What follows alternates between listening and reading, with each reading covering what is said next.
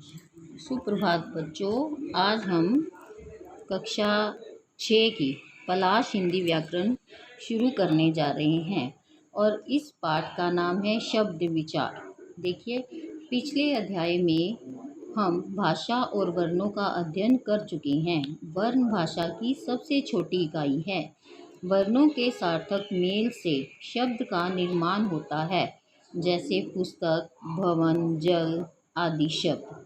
इन सभी शब्दों से किसी अर्थ की स्पष्टता हो रही है और इसी तरह से ये सभी सार्थक शब्द हैं। सार्थक यानी जिनका अर्थ हमें समझ में आता है, जबकि नासो, तहाँ, लताब आदि शब्द नहीं हैं, क्योंकि इनमें किसी अर्थ की स्पष्टता नहीं हो रही है। अतः एक से अधिक वर्णों के मेल से बना सार्थक समूह जो है शब्द कहलाता है। वर्णों के सार्थक समूह को शब्द कहते हैं। शब्द और पद। शब्द वर्णों के सार्थक समूह से बनते हैं, जिससे किसी निश्चित अर्थ की अभिव्यक्ति होती है। जब ये शब्द व्याकरण के नियमों के साथ वाक्य में प्रयुक्त होते हैं तो पद कहलाते हैं। शब्द कौन से हैं? कमल, लाल, फूल। और पद, कमल का फूल लाल होता है। जब पूरी तरह से वाक्य बन जाता है उसको क्या बोलते हैं? पद। कमल का फूल लाल होता है। आगे देखिए, शब्दों का वर्गीकरण। शब्दों को निम्नलिखित आधार पर वर्गीकृत किया गया है। एक तो स्रोत के आधार पर, रचना के आधार पर, प्रयोग के आधार पर, अर्थ के आधार पर। पहला देखिए, उत्पत्ति के आधार पर। जब हम किसी भाषा का अध्ययन करते हैं तो मन में हमेशा जानने की इच्छा होती है कि शब्दों की उत्पत्ति का स्रोत, जन्म क्या है, भी इनका जन्म कहाँ से हुआ है। उत्पत्ति के आधार पर शब्द के 4 भेद हैं: तत्सम, तद्भव, देशज, विदेशी। तत्सम शब्द देखिए, संस्कृत भाषा के शब्द जो हिंदी में ज्यों के त्यों प्रयुक्त होते हैं उन्हें तत्सम शब्द कहते हैं। जैसे अग्नि भी ऐसे होते हैं, सूर्य भी, कलम भी, विद्यालय भी। इसी तरह से तद्भव, संस्कृत भाषा के वे शब्द जो रूप परिवर्तित होकर हिंदी भाषा में प्रयुक्त होते हैं उन्हें तद्भव शब्द कहते हैं, यानी जिनका रूप जो है बदल जाता है। जैसे तत्सम में मुँह बोलते हैं, मुख बोलते हैं, तद्भव में मुँह। और तत्सम में पर्वत, तद्भव में पहाड़ आदि। आगे देशज, जो शब्द भारत की विभिन्न बोलियों और भाषाओं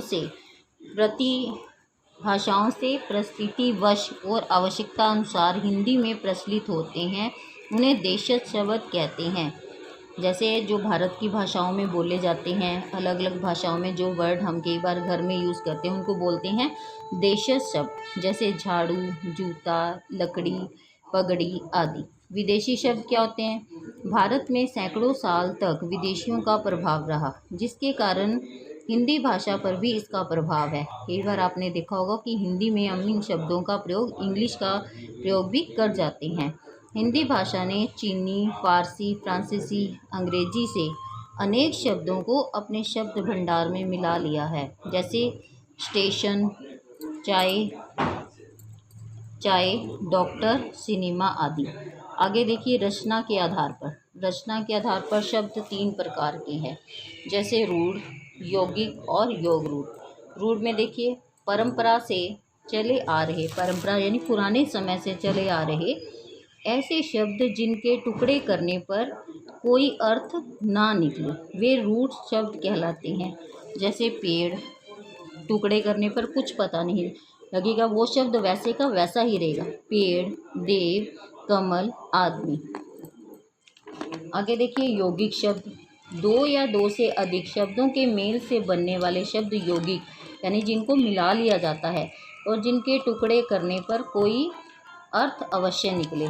जैसे विद्यालय, विद्या प्लस आलय, विद्या का घर। देवालय, देव प्लस आलय, देवता का घर। पुस्तकालय, पुस्तक प्लस आलय, पुस्तकों का घर। आगे योग रूढ़ देखिए, 2 या 2 से अधिक शब्दों या शब्दों के मेल से बना शब्द जिन्हें अलग करने पर एक विशेष अर्थ प्राप्त होता है उसे योग रूढ़ कहते हैं। जैसे पंकज, पंकज किसको? पंकज कीचड़ में जन्म लेने वाला अर्थात कमल। दशानन, दशानन किसको बोलते हैं हम? रावण को भी बोलते हैं। गजानन, गणेश जी को। प्रयोग के आधार पर देखिए शब्द, संज्ञा, सर्वनाम, विशेषण, क्रिया, विकारी शब्द, ठीक है। इसी तरह से क्रिया विशेषण, समुच्चय बोधक, अविकारी शब्द, विस्मयादि बोधक, संबंध बोधक। इनके विषय में आप अगले अध्याय में पढ़ेंगे। आगे अर्थ के आधार पर एकार्थी शब्द, अनेकार्थी शब्द, पर्यायवाची शब्द और विलोम शब्द। एकार्थी शब्द जिन शब्दों का हमेशा एक ही अर्थ निकलता है उन्हें एकार्थी, जैसे पेड़, पेड़ तो पेड़ ही है। घर, घर भी घर है। अनेकार्थी प्रयोग के आधार के अनुसार विभिन्न परिस्थितियों में अलग अलग अर्थ देने वाले शब्दों को अनेकार्थी शब्द कहते हैं, जैसे जिनके बहुत सारे अर्थ निकलते हैं। अंबर, अंबर को आकाश भी बोलते हैं, ठीक है। उत्तर जवाब भी होता है और दिशा भी होते हैं।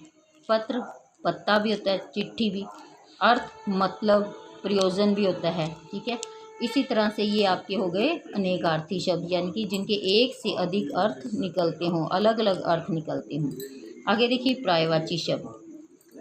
जिन शब्दों के अर्थ में समानता हो उन्हें पर्यायवाची शब्द कहते हैं, जैसे फूल, फूल को हम पुष्प भी बोलते हैं, कुसुम्बी, सुमन।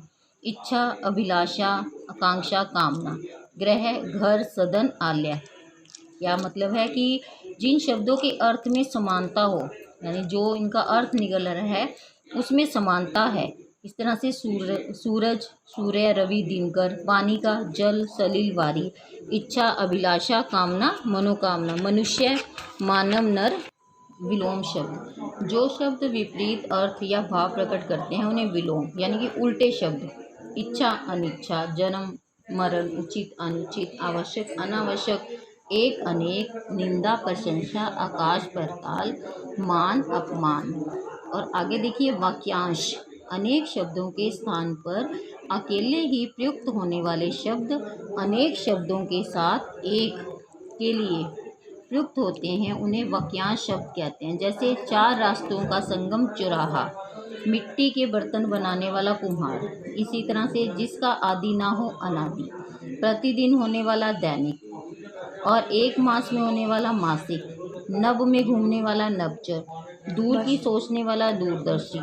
और इसी तरह से इतिहास से संबंध रखने वाला ऐतिहासिक। जो दूसरों के उपकार को माने, कृतज्ञ। इसी तरह से श्रुति समभिन्नार्थ शब्द, इसमें ऐसे शब्द जो सुनने में एक समान लेकिन उनका अर्थ अलग अलग होते हैं, उसे बोलते हैं श्रुति समभिन्नार्थक शब्द।